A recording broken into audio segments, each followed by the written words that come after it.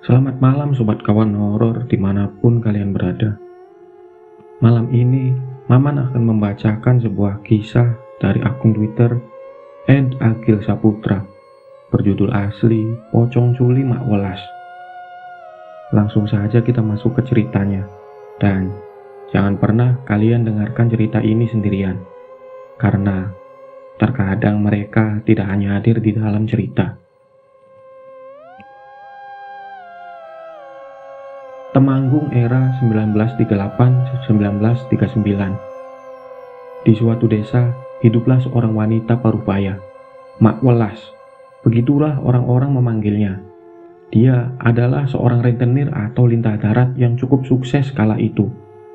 Tidak hanya uang, barang pun bisa dia kreditkan seperti kebutuhan pokok, beras, gula, gabah, dan lain-lain. Hiu utangan, istilah Jawanya. Jadi, misal kita pinjam gula 1 kilogram, bunganya setengah kilogram. Jadi, kita mengembalikannya 1,5 kilogram dengan bentuk gula atau barang yang senilai. Begitulah kira-kira cara kerjanya. Dengan tempo hutang yang tidak masuk akal, tentunya ini usaha yang cukup menjanjikan, menjadikannya kaya raya. Tentu dengan membuat debiturnya menderita. Ada cerita tentang kekejamannya yang populer dan santer dibicarakan. Jadi kira-kira ceritanya seperti ini. Ada seseorang yang sebenarnya tidak miskin.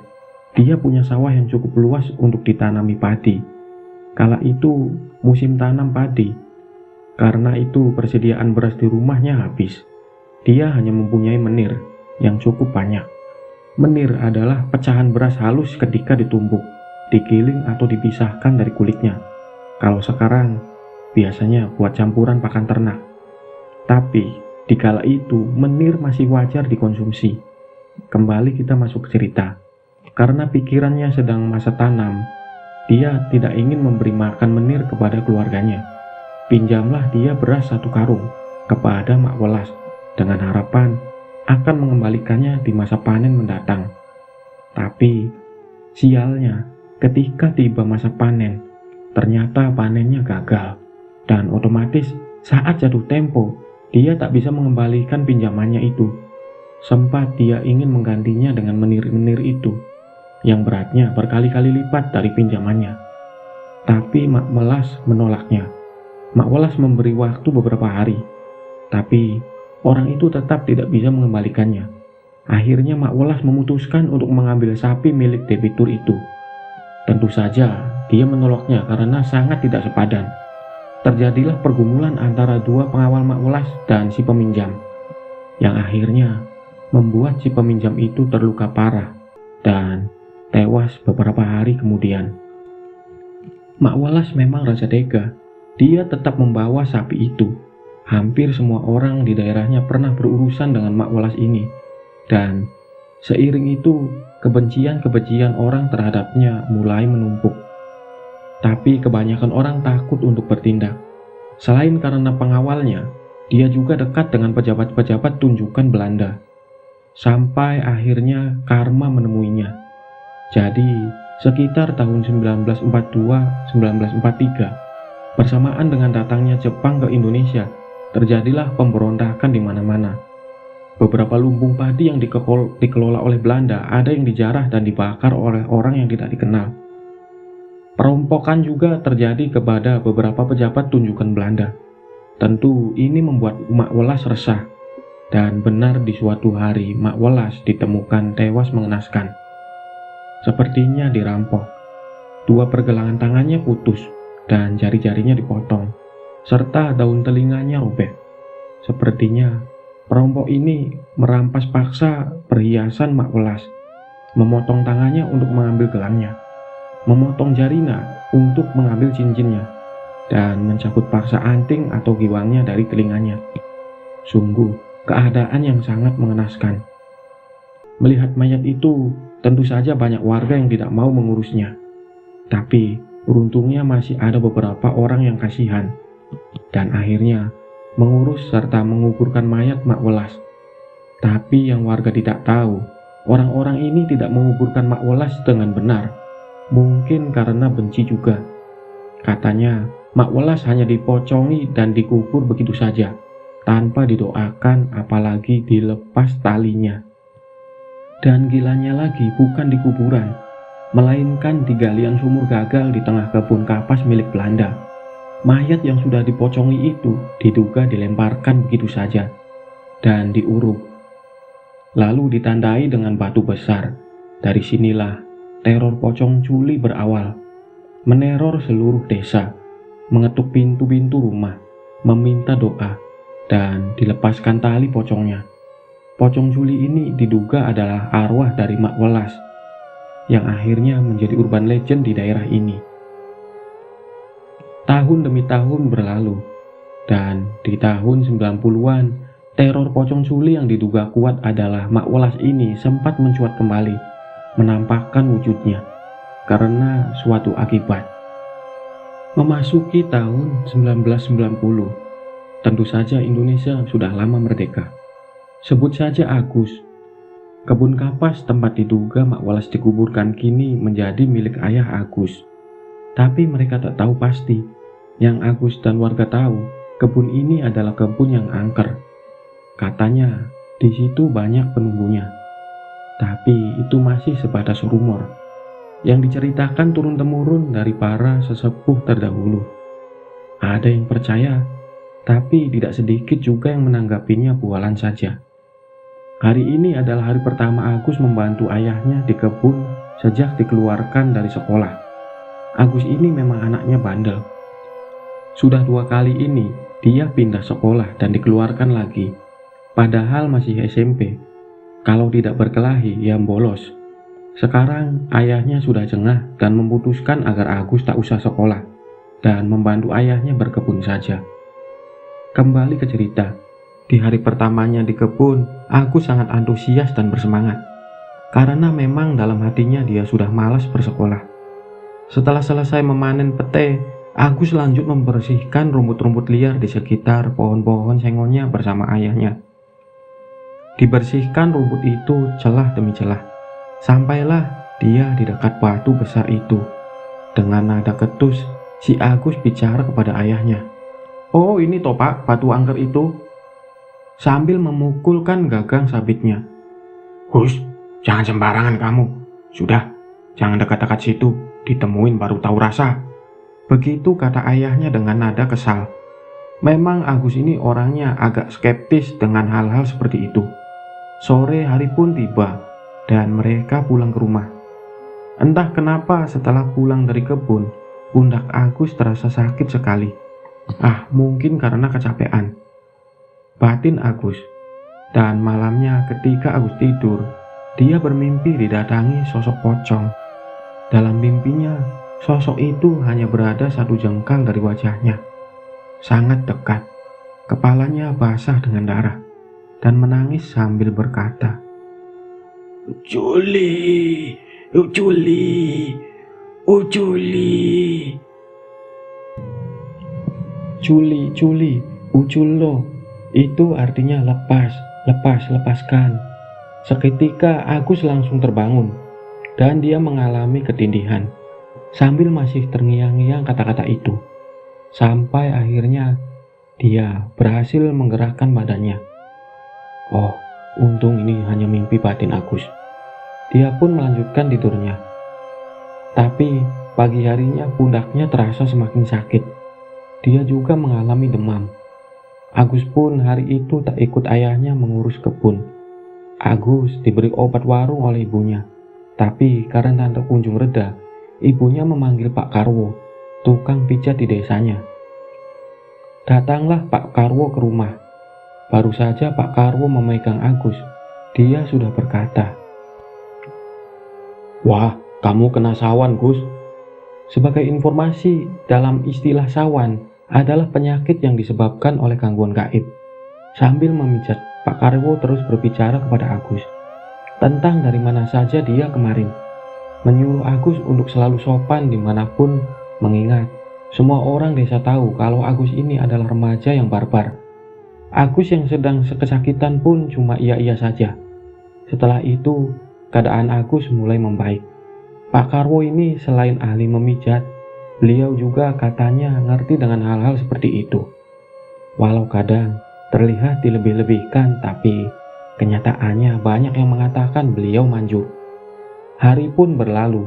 Agus yang sudah sehat kembali membantu ayahnya di kebun.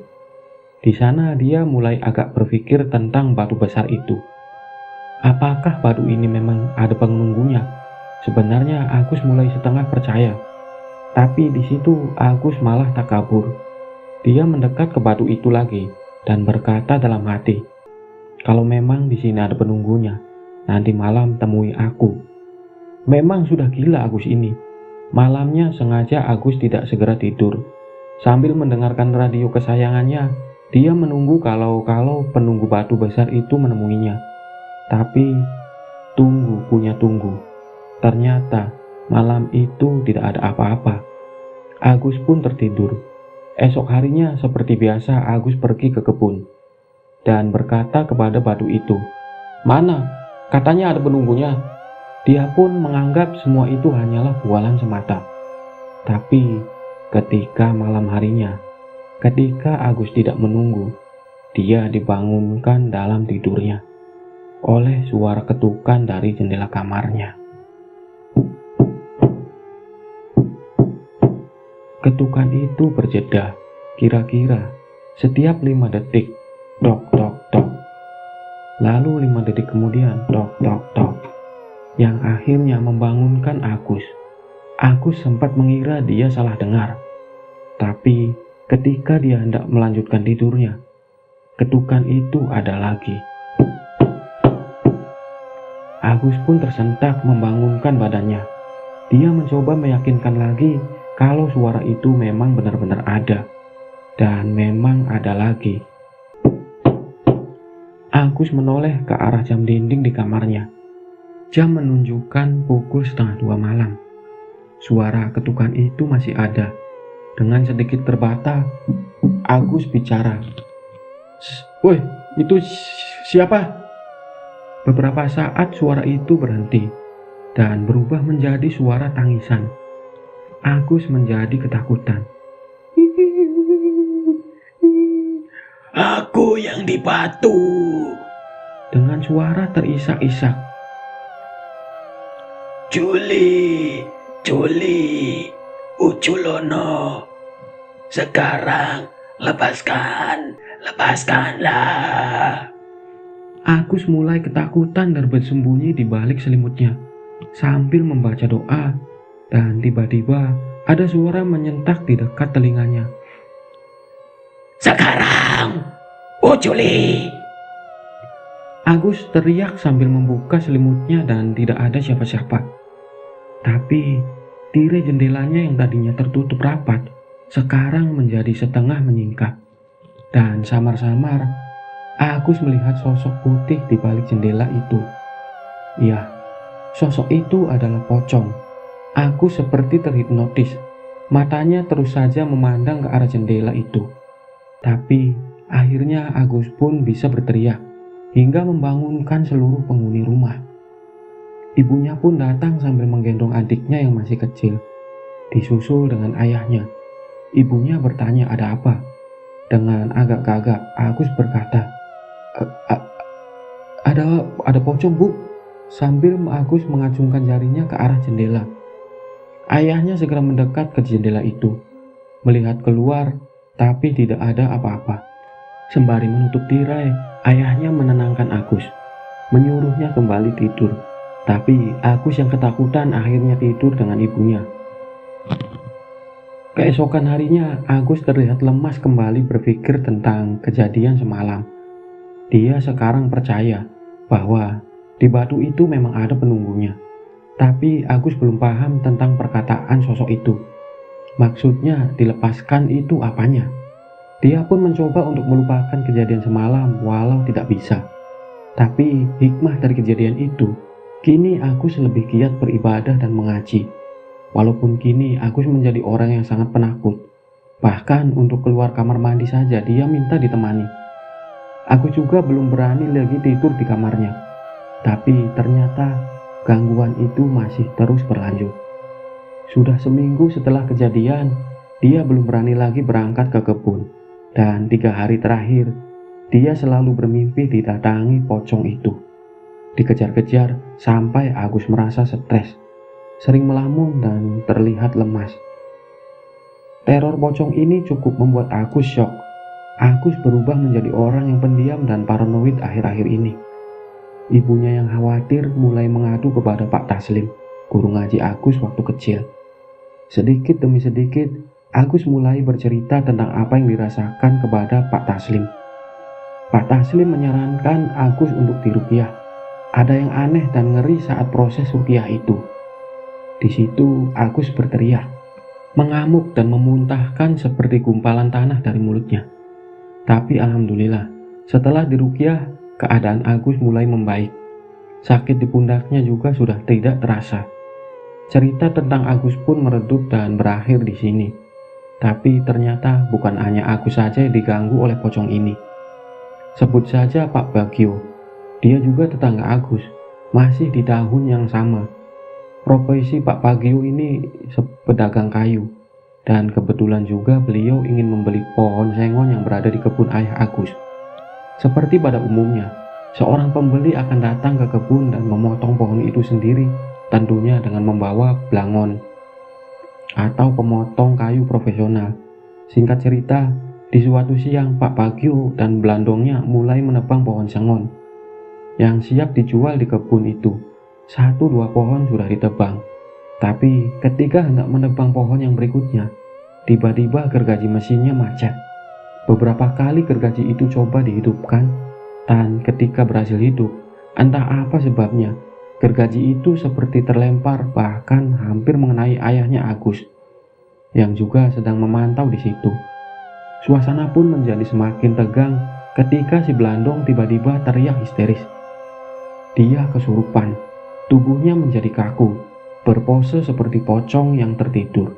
Matanya melotot, mulutnya terus berbicara dengan nada berbisik, tapi tak jelas apa yang diucapkannya. Semua orang panik. Di situ ada 4 orang, ayah Agus, Pak Bagio, Belandong yang kesurupan, dan 1 lagi temannya. Mereka semua bingung harus berbuat apa. Ayah Agus sepertinya tahu apa yang terjadi. Bergegas beliau berlari memanggil Pak Ustadz Taslim. Tapi ternyata Pak Taslim sedang tidak di rumah. Akhirnya beliau menemui Mbah Karno, seorang pawang kuda lumping. Dia juga sering menangani kesurupan. Pikir ayah Agus, Mbak Karno mungkin bisa mengatasi ini. Sampailah Mbah Karno di kebun. Didekatinya orang yang kesurupan itu. Mbah Karno melepas ikat kepalanya, lalu dikibaskan ke wajah orang itu. Seketika tubuhnya langsung terbangun. Dengan nada tinggi, Mbah Karno berkata, Pulang kamu. sambil mengacungkan kepalan tangannya. Pocong yang merasuki orang itu hanya menggelengkan kepalanya. Dan entah bagaimana caranya, Mbah Karno berhasil membuat pocong itu keluar dari raga orang itu. Suasana pun menjadi agak tenang. Proses jual beli kayu untuk sementara ditunda. Pak Bagio pun pulang bersama pekerjanya. Malam harinya, Pak Bagio terus-menerus kepikiran tentang kejadian tadi siang. Dia sempat ingin membatalkan jual beli itu, tapi Pak Bagio merasa tidak enak dengan ayahnya Agus. Lagi pula, uang yang sudah terlanjur dibayar lunas, malam ini Pak Bagio tidak bisa tidur. Dia selalu terbayang tatapan mata dari Belandong yang kesurupan tadi siang. Sembari ngopi, dia duduk di teras rumahnya hingga larut malam. Waktu sudah menunjukkan jam 1 dini hari. Pak Bagio memutuskan untuk masuk ke rumah. Tak lupa dia mengunci pagar depan rumah. Tapi ketika dia hendak mengaitkan penguncinya, tiba-tiba ada suara. Mas. Pak Bagio menoleh kanan dan ke kiri, tapi tidak menemukan siapa-siapa. Mas. Suara itu terdengar lagi. Sepertinya suara wanita yang terdengar sedikit serak. Pak Bagio yang takut kemudian bergegas menuju pintu masuk. Tapi di depan pintu rumahnya sudah berdiri sosok pocong. Mas, tolong, Uculi. Uculono, Mas. Tolong lepaskan, Mas.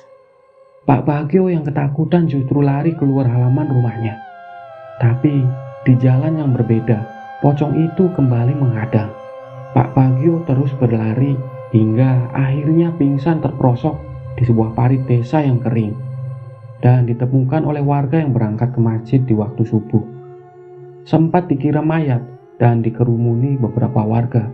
Untungnya Pak Bagio hanya pingsan saja, tapi ada luka yang cukup serius di dahinya. Mungkin karena terbentur batu. Segera pagi itu warga membawa Pak Bagio ke puskesmas. Di sana Pak Bagio bercerita kepada warga yang mengantarnya kalau dia semalam melihat pocong culi. Sebut saja Mas Sulis. Dengan raut muka kaget dia berkata, "Wah, Anda juga dilihatin Thomas?" Ternyata beberapa hari yang lalu Mas Sulis ini juga melihat pocong culi ini. Cuma karena takut, dia tak berani bercerita kepada siapapun. Begini kesaksian dari Mas Sulis. Jadi malam itu ketika tidur Mas Sulis karena ingin kencing, waktu hendak ke kamar mandi, dia sempat mencium bau bangkai. Tapi karena posisi sudah setengah mengantuk, Mas Sulis tidak memperdulikannya. Setelah kencing, Mas Sulis ingin melanjutkan tidurnya. Tapi di tengah kantuknya, dia terus mendengar suara orang batuk di depan rumahnya, yang membuatnya sulit untuk terlelap. Semakin lama suara itu semakin membuat Mas Sulis tidak nyaman.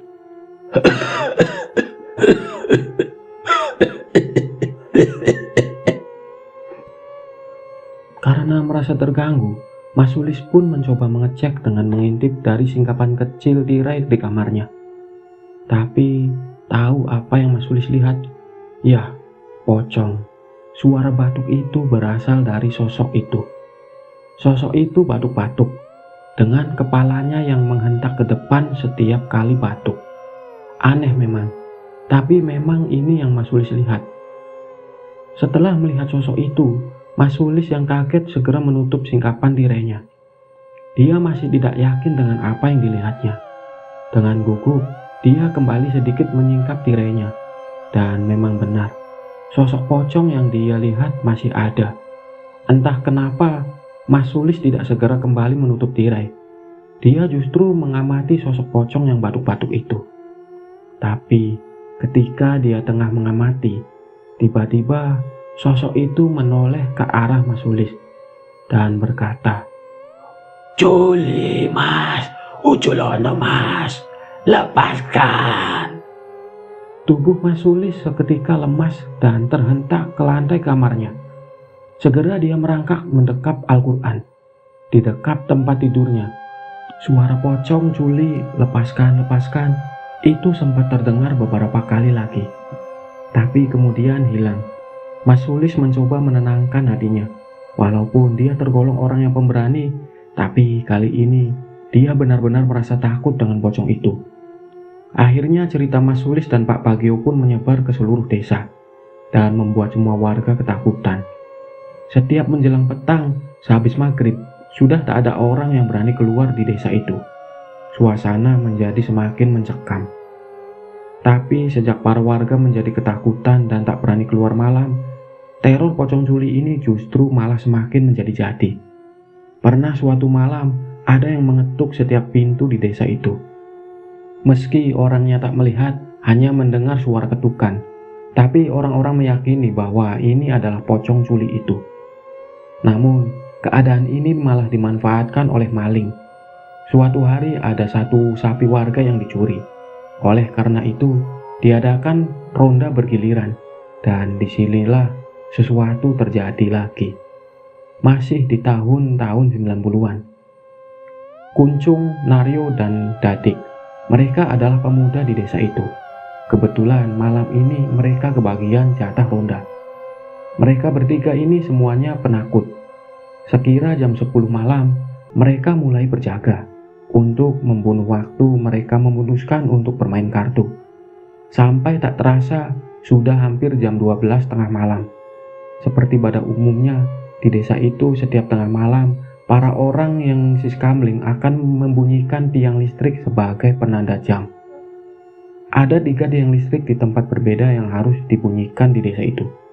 Seharusnya mereka berpencar dan membunyikan tiang itu. Tapi karena mereka ini semuanya penakut, Mereka bertiga memutuskan untuk menuju dan membunyikan tiang listrik itu dengan bersama-sama.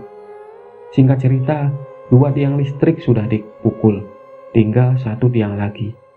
Tapi tiang itu ada di pojok desa, dan disitulah dulu Pak Bagio dijegat pocong dan ditemukan pingsan di dalam parit kering dekat situ. Mereka sempat urung untuk menuju ke sana, tapi setelah berunding, sekitar jam 1 malam, mereka bertiga pun memberanikan diri mendatangi tiang listrik itu berada. Singkat cerita, sesampainya di sana, pertama memang tidak ada kejadian aneh. Kuncung yang memukul tiang listrik itu, dengan Dadik dan Naryo yang saling berpegangan. "Ayo, segera pulang ke pos," Dadik berkata. Tapi ketika mereka hendak berjalan, tiba-tiba tercium bau bangkai yang sangat menyengat. Di situ mereka bertiga saling bertatapan. Tanpa berkata-kata, mereka langsung berjalan agak cepat untuk kembali ke pos kamling. Tapi di tengah jalan, langkah mereka terhenti. Mereka seperti melihat sosok putih berdiri di tengah jalan. Agak jauh memang, jadi terlihat kurang jelas. Naryo mencoba meneranginya dengan senter, tapi tiba-tiba sosok putih itu menghilang. Karena ketakutan, mereka memutar balik mencari rute yang berbeda untuk menuju pos jaga. Dalam perjalanan, mereka bertiga tak saling bicara. Terlihat raut wajah mereka yang takut dan tegang.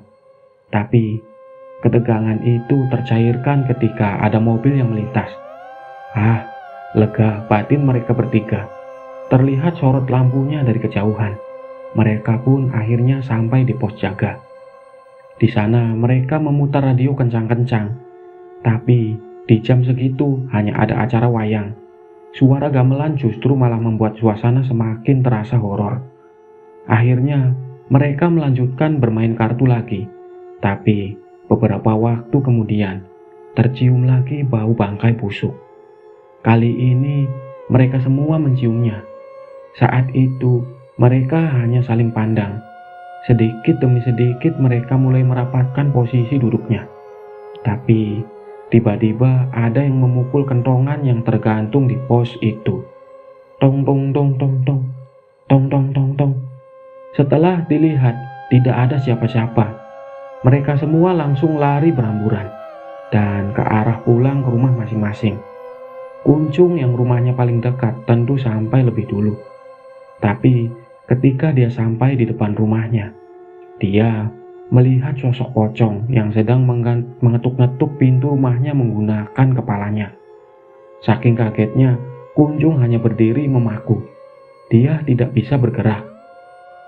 Pandangannya hanya tertuju pada sosok itu yang terlihat terus-menerus menggedor pintu rumahnya dengan kepalanya. Dengan tempo yang lambat, tapi tiba-tiba saja pocong itu menoleh ke arah Kuncung dan berkata, "Juli, Uculono, lepaskan!" Sambil menggelengkan kepalanya, Kuncung teriak. Di situ Kuncung langsung tak sadarkan diri dan didatangi oleh bapaknya yang terbangun mendengar teriakannya. Beberapa saat kemudian, dan ternyata Dadik serta Naryo juga mengalami kejadian serupa dan sama persis di waktu yang hampir bersamaan. Cerita mereka bertiga pun menghebohkan seluruh desa. Ditambah banyak juga rumah warga lain yang pintunya diketuk oleh sosok yang diduga pocong itu. Suasana desa menjadi semakin mencekam. Tak hanya ketukan tapi juga suara "Juli, Juli, tolong, Uculono, lepaskan." Suara itu kadang mengelilingi desa di tengah malam. Sempat tidak ada solusi untuk masalah teror ini. Di sini, para sesepuh desa mulai menceritakan kembali asal-muasal pocong ini. Orang yang dulu tak percaya pun sekarang mulai membuka pikirannya. Warga juga mulai tahu kalau tempat bersemayam sosok itu adalah di kebun milik ayahnya Agus, di bawah batu besar itu. Satu-satunya solusi adalah harus ada orang yang berani melepas tali pocong itu. Tapi tentunya tidak ada yang berani. Sementara Sudah sekira 4 bulan terakhir ini, pocong ini meresahkan warga. Kini yang bisa dilakukan hanyalah berdoa. Akhirnya warga berbondong-bondong, warga desa melakukan mujadah di masjid untuk memagari desa. Dan entah saran dari siapa, semua warga di desa ini memelihara angsa untuk menangkal kedatangan pocong itu ke rumah mereka. Dan setelah itu, teror pocong Culi yang diduga adalah Mak Welas ini kian meredup dan berangsur menghilang. Sampai sekarang pun cerita ini ditulis, di desa ini hampir setiap rumahnya pasti memelihara angsa. Dan katanya masih ada juga orang yang bersaksi melihat pocong Culi itu, yang diduga kuat adalah pocong yang sempat menghantui desa ini 21 tahun yang lalu.